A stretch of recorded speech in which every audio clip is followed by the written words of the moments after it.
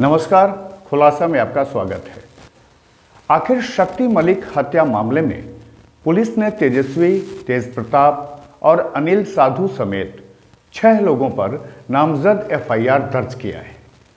इस एफआईआर के बाद अब पुलिस तेजस्वी यादव और तेज प्रताप यादव समेत अनिल साधु से पूछताछ कर सकती है।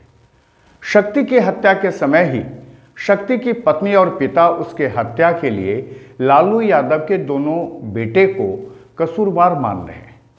देखिए आखिर क्यों इस मामले में पुलिस ने तेजस्वी, तेज प्रताप के खिलाफ मामला दायर किया है। पूर्णिया से जयप्रकाश मिश्रा की ये खास रिपोर्ट देखिए। पूर्णिया में अपराधियों की गोली के शिकार शक्ति मलिक मामले की जांच पूर्णिया पुलिस ने शुरू कर दी है और पूर्णिया पुलिस ने केहाट थाने में इस हत्या को लेकर 6 लोगों को नामजद अभियुक्त बनाते हुए जांच शुरू की है। शुरुआती दौर में पुलिस ने भी इस मामले को राजनीतिक षड्यंत्र के तहत हत्या मानकर जांच शुरू की है और इस मामले में प्राथमिक अभियुक्त के तौर पर बिहार के विपक्ष के नेता और लालू यादव के बेटे तेजस्वी यादव और तेज प्रताप यादव के साथ रामविलास पासवान के दामाद अनिल साधु समेत 3 और को नामजद किया है।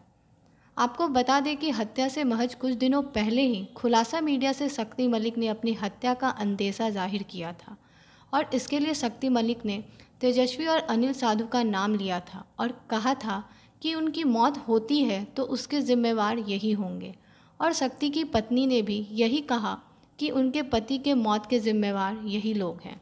अगर मेरी मृत्यु होती है तो तेजस्वी यादव जी और अनिल कुमार साधु जी और माननीय मुख्यमंत्री नीतीश कुमार जी, ये मेरा अगर मृत्यु होगा तो उन्हीं के देनदार होंगे, क्योंकि मेरा मृत्यु राजनीतिक कभी भी हो सकता है, ये लोग करवा सकता है। इसलिए मेरी जान का भी डर है, ये लोग कभी भी मेरा हत्या करवा सकता है। जय हिंद, जय भारत, जय बिहार। आ रहा है, बार धमकी आ रहा है। हाँ आ रहा है, आपको अच्छा नेटवर्क हमको कभी भी साजिश करके ये लोग मरवा सकता है। इसके बारे में बता। तेजस्वी, तेज प्रताप है, अनिल साधु है, कालो पासवान है, मनोज पासवान है, सुनीता देवी है। क्यों ऐसा क्यों वो बोल रहा था? कभी पूछे थे आप? टिकट नहीं दिया इसीलिए, वो लोग के खिलाफ कर रहा था इसीलिए। कहीं पैसे की लेन देन की भी बात हुई थी जिसमें कि मतलब तेजस्वी यादव पैसे का डिमांड किया हो? टिकट के बदले 50 लाख रुपया मांग किए थे कि 50 लाख रुपया दीजिएगा तब टिकट देंगे, नहीं तो नहीं देंगे। विधानसभा में नहीं आ रहे थे, जाति सूचक गाली दे करके वहाँ अपना घर से भगा दिया। कभी ऐसा हुआ कि मतलब ये मामला सुलह हो गया हो और मामला सुलह भी हुआ था क्या? नहीं, सुलह नहीं हुआ था। महारानी का जनरिया जिला में कालो पासवान के द्वारा अटैक करवाया गया था। वहाँ एसपी को आवेदन दिया, वहाँ से राजनीतिक करके मैच करवा दिया गया और फिर वो राजनीतिक करके वहाँ राजद से निकाल दिया पार्टी से। हाँ हाँ अच्छा। धमकी जो मिला था तो पुलिस थाने में गई, वहाँ आवेदन दिए थे, बॉडीगार्ड के लिए अप्लाई भी किए थे। बोला कि ये हो जाएगा आपका काम, 1-2 दिन में बॉडीगार्ड भी आपके पास चल जाएगा सुरक्षा के लिए। हाँ हाँ। तो आप जो ये आरोप लगा रही है शक के आधार पर लगा रही हैं या और भी कोई कारण? नहीं, और कोई कारण नहीं है। राजनीतिक में ही मेरा पति का हत्या करवा दिया गया। 700। पूर्णिया एसपी विशाल शर्मा ने आज मीडिया से कहा कि शक्ति मलिक की हत्या मामले में एफआईआर परिजनों के बयान को आधार मानकर दर्ज किया गया है और इस मामले में जांच के दौरान जिसका भी नाम आएगा उससे पुलिस पूछताछ करेगी। पूर्णिया एसपी विशाल शर्मा ने शक्ति हत्या मामले में 6 लोगों को नामजद होने की बात कही है। इसमें प्रतिपक्ष के नेता तेजस्वी यादव और तेज प्रताप यादव भी शामिल हैं। कल 4 तारीख को सवेरे जो है लगभग 7 बजे के करीब शक्ति मलिक के घर में जो है 3 अज्ञात अपराध कर्मियों के द्वारा, जो कि मुंह पे गमछा लपेटे हुए थे, घर में घुस करके उनकी गोली मार के हत्या कर दी गई थी। उनको 3 गोलियां मारी गई थी, जिसमें हम लोग ने जो प्लेस ऑफ अक्रेंस पे गए थे और उसके बाद अस्पताल में भी जाके उनको शव को देखा गया तो बॉडी पे ब्लैकनिंग और चारिंग स्पष्ट रूप से दिख रही थी, जिससे ये क्लियर होता है कि उनको काफ़ी क्लोज रेंज से शूट किया गया था। और उसके बाद घटना कारित करने के बाद घर के पीछे के रास्ते से तीनों अपराधकर्मी कूद के भाग गए थे। उसके बाद पत्नी के फर्द बयान के आधार पे केहाट थाना अंतर्गत 6 लोगों पे नामजद प्राथमिकी दर्ज की गई है और उसमें भी अनुसंधान किया जा रहा है। ये 6 लोग कौन कौन हैं? 6 लोगों में पत्नी के फर्द बयान के आधार पर जो है तेजस्वी यादव, तेज प्रताप यादव, अनिल कुमार साधु, कालो पासवान, सुनीता देवी एवं मनोज पासवान के ऊपर षड्यंत्र रचकर इनकी हत्या करवाने, शक्ति मलिक की हत्या करवाने के आरोप में प्राथमिकी दर्ज की गई है, जिसमें भारतीय दंड संहिता की धारा 324, 302, 120B, 34 एवं 27 आर्म्स एक्ट, इसके अलावा 32V SC/ST एक्ट के तहत कांड दर्ज किया गया है। अब तक की जांच में सर क्या मामला है? अब तक की जांच में एक बात हम लोग ने शक्ति मलिक का जो मोबाइल फ़ोन था वो भी हम लोग को मिला है, जिसकी अभी तक जितनी जांच हुई है उसमें एक बात तो स्पष्ट उभर के आई है कि कालो पासवान के साथ इनकी राजनीतिक राइवलरी चल रही थी, जिस क्रम में जो है परिजनों के द्वारा बताया गया था कि लगभग 1 माह पूर्व रानीगंज थाना अंतर्गत भी इनके ऊपर फायरिंग की गई थी, परंतु उसका जब हम लोग ने वेरिफिकेशन किया तो उस क्रम में पता चला कि रानीगंज थाना अंतर्गत ये दोनों एक दूसरे के ऊपर टिप्पणियां करते थे सोशल मीडिया पे और उसके अलावा फ़ोन के आधार पे भी, जिसके आधार में थाना पे इन लोग को बुला करके सुलहनामा करवाया गया था। तो वो घटना लगभग 1 माह पूर्व 3/9/2020 की थी, जिसमें रानीगंज थाना अररिया से संपर्क करने पर वो सुलहनामा की प्रति भी उपलब्ध कराई गई, जिसमें दोनों ने यही कमिटमेंट किया कि अब हम दोनों एक दूसरे के विरुद्ध कोई किसी प्रकार की टिप्पणी नहीं करेंगे और दोनों एक मतलब फ़ोन के द्वारा भी एक दूसरे को तंग नहीं करेंगे। और उसमें जो कालो पासवान भी थे वो भी ऐसा अंदेशा जताया जा रहा है रानीगंज जो रिज़र्व सीट है अररिया रानीगंज कंस्टिट्यूंसी जो रिज़र्व सीट है अररिया डिस्ट्रिक्ट में, वहाँ से वो भी इलेक्शन की तैयारी में थे और शक्ति मलिक भी उसी सीट से इलेक्शन लड़ना चाह रहे थे, तो उसी के कारण दोनों के बीच में पॉलिटिकल राइवलरी थी।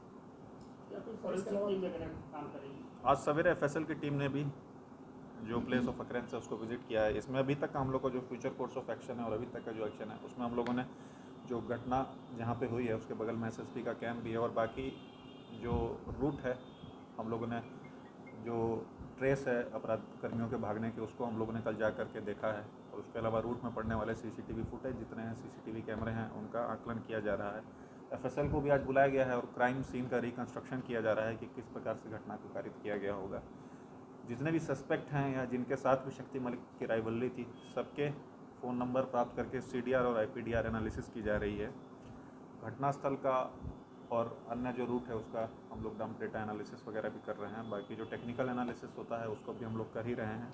बाकी नज़दीकी जो लोग हैं और पॉसिबल जो एस्केप रूट्स हैं उन सब की भी जांच की जा रही है और बाकी जो उनके नज़दीकी जितने लोग रहे हैं शुभचिंतक या फिर जिनके साथ राइवलरी रही है उन सभी लोगों का चार्ट बना के सबके साथ हम लोग पूछताछ करेंगे।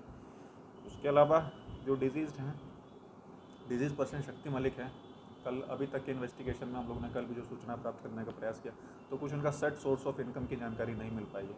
लगभग 1.5 महीने पहले इन्होंने स्कॉर्पियो को भी परचेज़ किया था, परंतु जितना परिजनों से हम लोग पूछ पाए तो कुछ सेट सोर्स ऑफ इनकम नहीं मिला है कि किस प्रकार से ये अपना संपत्ति को अर्जित कर रहे थे और किस सोर्स ऑफ इनकम क्या था और उनका बैंक अकाउंट वगैरह जो है उसका भी हम लोग एनालिसिस कर रहे हैं।